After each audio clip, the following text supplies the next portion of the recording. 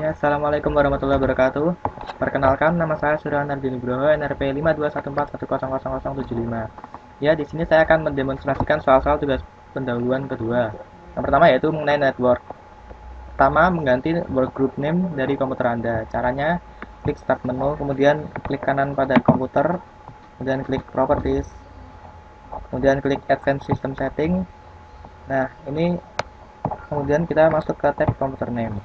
Dan rename komputer. Nah, di bagian workgroup kita ganti misal Suryawan dan klik OK. Ya, tunggu sebentar.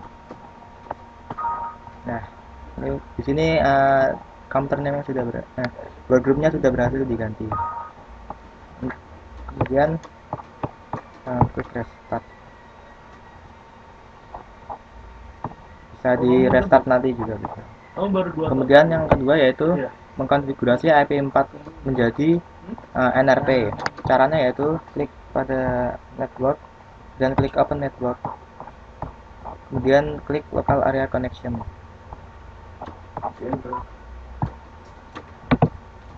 Nah, kemudian klik properties. Kemudian masuk ke IP4. Nah, pertama-tama kita cek dulu IP kita. Saya cek IP. Nah, ini IP default kita. Dan kalau kita ingin menggantinya, caranya pada bagian IP address kita ganti misal 10 126 175. Subnet masknya default, kemudian klik OK. Dan kita cek IP config. Ini IP sebelumnya 138. Nah, ini ketika IP-nya sudah berhasil diganti. Oke, sekian demonstrasi pertama saya. Terima kasih.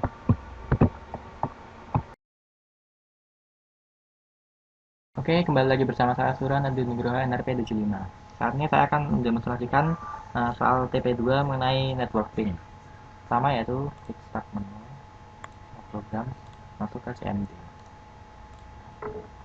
Pertama yaitu melakukan ping kepada is.id. Nah, klik ping spasi is. Nah, saya berhasil melakukan ping pada is.id.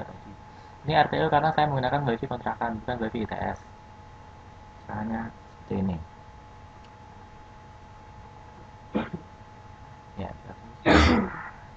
ini kita akan melakukan ping sebanyak 4 kali. Kemudian yang kedua yaitu melakukan ping pada is.its.ac.id secara non-stop sampai ada perintah untuk berhenti. Caranya sama, cuman kita tambahi. Nah, di sini akan melakukan ping non-stop sampai kita perintahkan untuk berhenti. Caranya yaitu dengan klik Ctrl C. Nah, kemudian yang ketiga yaitu melakukan ping kepada is.its.ac.id dengan mengirimkan paket data sebesar 1 KB. Caranya sama, cuman kita tambahi space L spasi 1000 karena ukurannya 1 KB atau 1000 bytes. Nah, di sini kita sudah berhasil melakukan ping dengan mengirimkan paket data sebesar 1 KB. Nah, ini 1 KB berarti 1000 bytes. Oke. Nah, sekian demonstrasi dari saya. Terima kasih.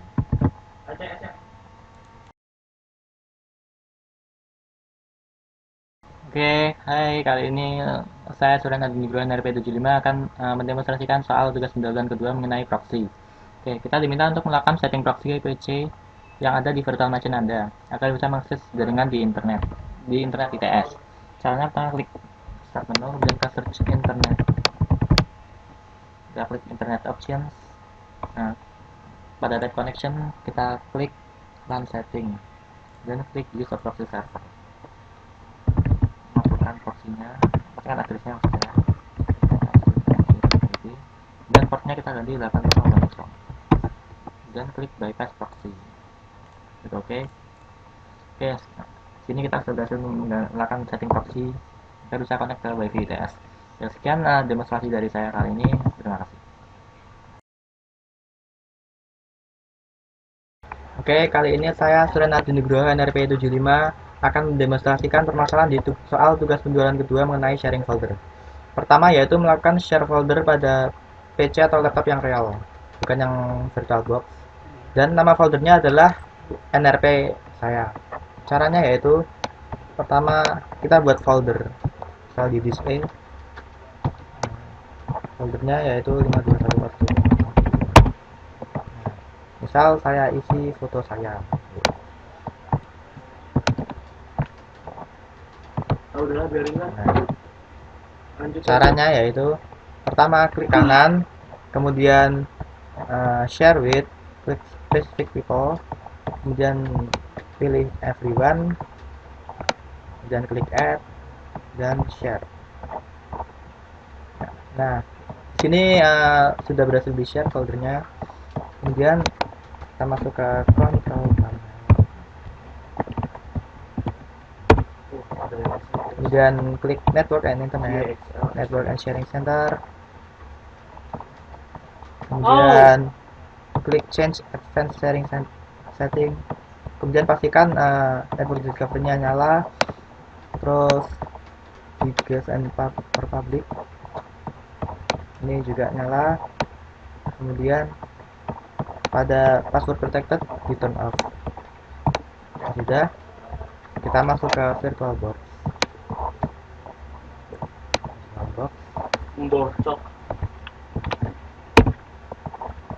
Kemudian kita masuk ke run.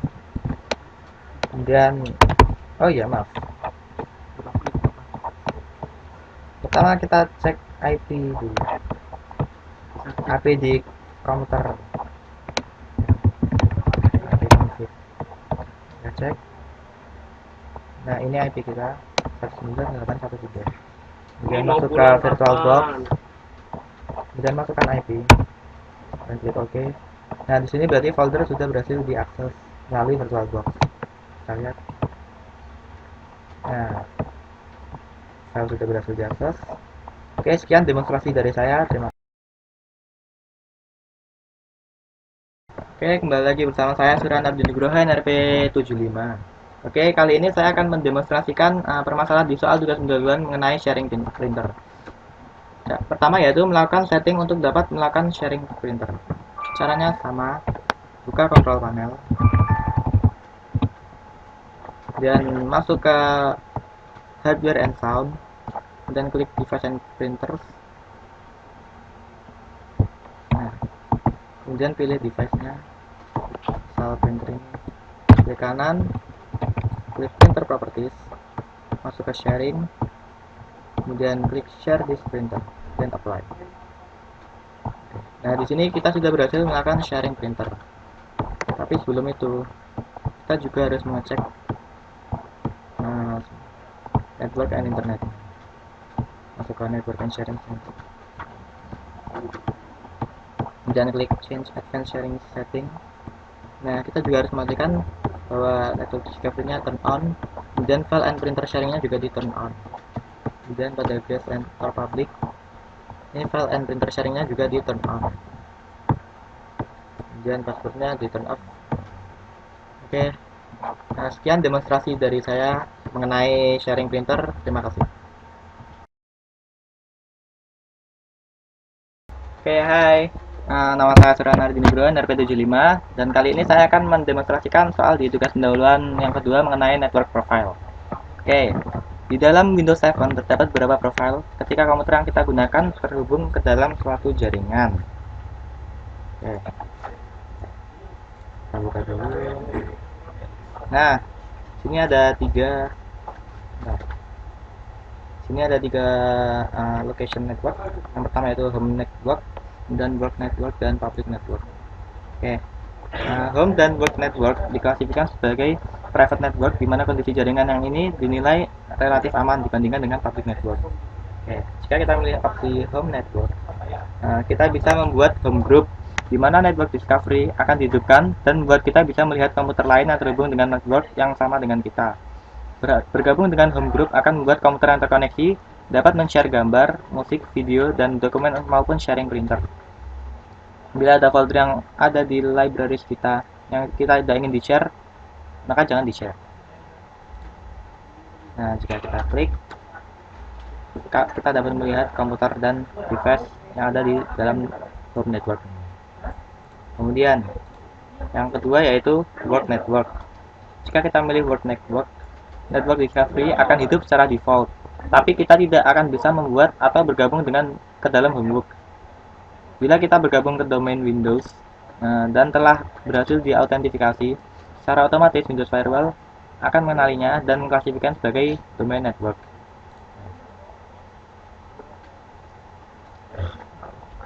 Nah, jika dalam Work Networks, kita dapat melihat komputer lain dan device yang ada di dalam network, dan komputer kita akan discoverable.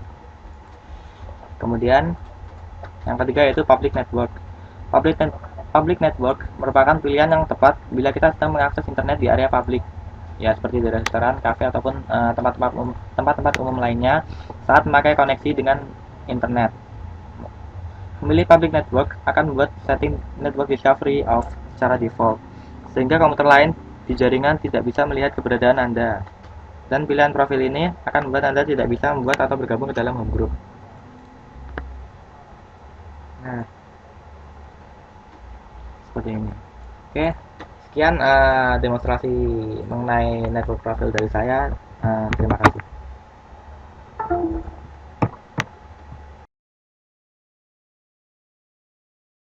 Hai, kembali lagi bersama saya Surya Nardi Nugroho NRP75. Oke, kali ini saya akan mendemonstrasikan soal tugas penjualan kedua mengenai remote. Yang pertama yaitu remote assistance. Remote assistance digunakan untuk meminta bantuan seseorang untuk mengontrol komputer dari jarak jauh. Oke, demonstrasinya. Klik All Program, klik Maintenance. Maintenance, klik Windows Remote, dan klik Invite Someone You Trust. Save this invitation. Nah, di sini saya akan melakukan Windows Remote Assistant dari PC saya ke user VirtualBox. Save. Kita tunggu sebentar. Nah, ini merupakan password untuk melakukan Windows Remote Assistant. Saya masuk ke PC asli. Nah, masuk ke folder sasaran tadi. Nah, sini kita klik dan kita masukkan password.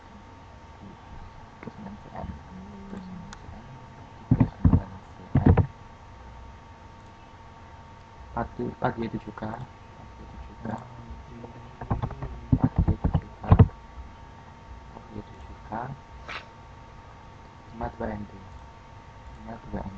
Lima dua ND, kemudian klik OK. Kita tunggu sebentar. Oke, kemudian masuk kembali ke PC VirtualBox. Nah, di sini kita klik yes. Oke, remote sudah berhasil dilakukan.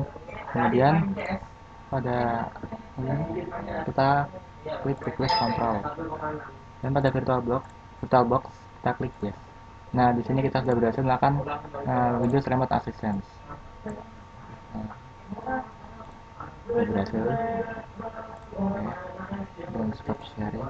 Close. Oke, yang kedua yaitu melakukan remote desktop. Oke, remote desktop merupakan fitur yang digunakan untuk melakukan proses monitoring tanpa harus melakukan aktivitas membuka komputer yang satu dengan yang lainnya secara bergantian.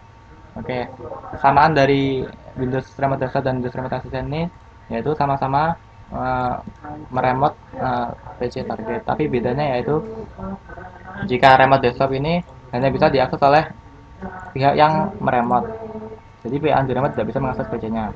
Langsung saja kita klik network dan klik PC yang akan diakses dan klik connect dan masukkan password. Sini saya akan meremote desktop user di VirtualBox tadi. Ya, di sini saya sudah berhasil melakukan remote desktop terhadap user di VirtualBox. Oke, sekian demonstrasi dari saya. Terima kasih.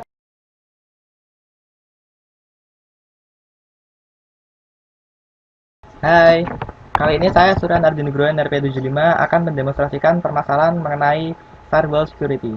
Pertama yaitu mematikan semua fungsi firewall.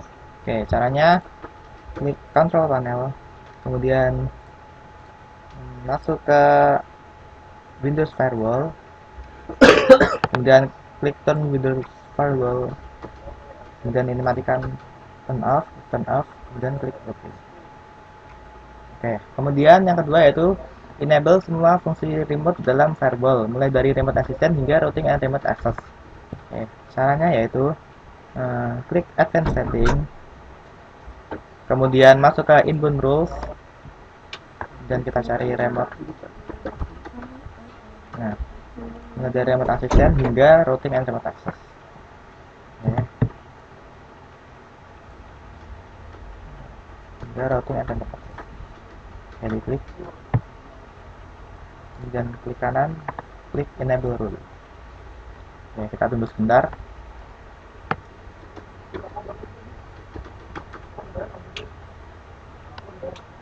Ya, sebentar. Waiting for snap in. Kita tunggu sebentar. Ya, di sini kita sudah berhasil mengenable atau mengaktifkan semua fungsi remote dalam firewall yang inbound rules. Kemudian yang outbound rules-nya juga sama, mulai dari remote sampai routing. Kanan enable. Oke, di sini kita sudah berhasil mengaktifkan semua fungsi remote dalam firewall yang diminta dalam soal tugas penjualan kedua. Oke, sekian demonstrasi dari saya. Terima kasih. Udah. Oke, kembali lagi bersama saya Suran Arjunugroen RP75. Ya, kali ini saya akan mendemonstrasikan soal tugas penjualan yang kedua mengenai hard disk security. Oke, yang pertama yaitu mengganti permission dari users dari disk C menjadi tidak bisa akses sama sekali. Ya, pertama kita Windows Explorer, dan klik kanan pada disk C, klik properties, dan klik security, dan masuk pada user, klik edit, kemudian pada users di uncheck yang allow, kemudian deny. Kalau sudah, klik apply, klik yes, continue. Nah, di sini kita sudah berhasil untuk mengganti permission dari agar tidak bisa diakses sama sekali.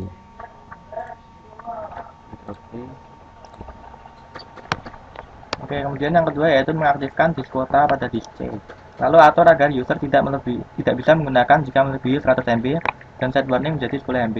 Kemudian jangan lupa untuk di login. Oke. Caranya yaitu masuk ke Windows Explorer, masuk ke disk C, dan klik kanan properties, masuk ke kuota dan klik show kuota, klik enable, kemudian klik limit. Ini kita ganti 100 MB, kemudian set warningnya menjadi 10, dan loginnya juga di central dan klik apply. Oke, sini dia sudah berhasil di limit. Oke, sekian demonstrasi dari saya. Terima kasih.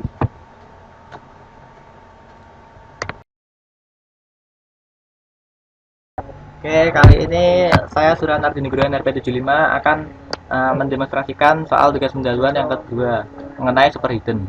Yang pertama, melakukan superhidden kepada semua folder dan file di folder users menggunakan CMD, serta menunjukkan saat Anda menyeting folder manajemen agar dapat melihat hidden view. Oke, pertama kita buka Windows Explorer dan C. Jadi kita sini akan mengsuperhiddenkan folder users. Caranya kita cari CMD, klik kanan pada CMD, kemudian klik run as admin. Oke, kemudian kita tuliskan active plus s plus h spasi foldernya, saat ini C users. Nah, jika sudah, maka klik enter. Nah, di sini kita sudah berhasil menyembunyikan folder hidden, folder user maksudnya. Maaf. Kemudian kita cek dulu organize folder. Jika tidak menggunakan show hidden biasa, folder tersebut tidak akan muncul. Kemudian saya akan mengembalikannya. Yang kedua yaitu jangan lupa untuk superhidden lagi semua file dari folder user. Kayak caranya yang bersama, klik active main s main h c folder users, dan klik enter. Nah, di sini saya berhasil mengunsuperhiddenkan folder user tadi. Oke, sekian demonstrasi dari saya. Terima kasih.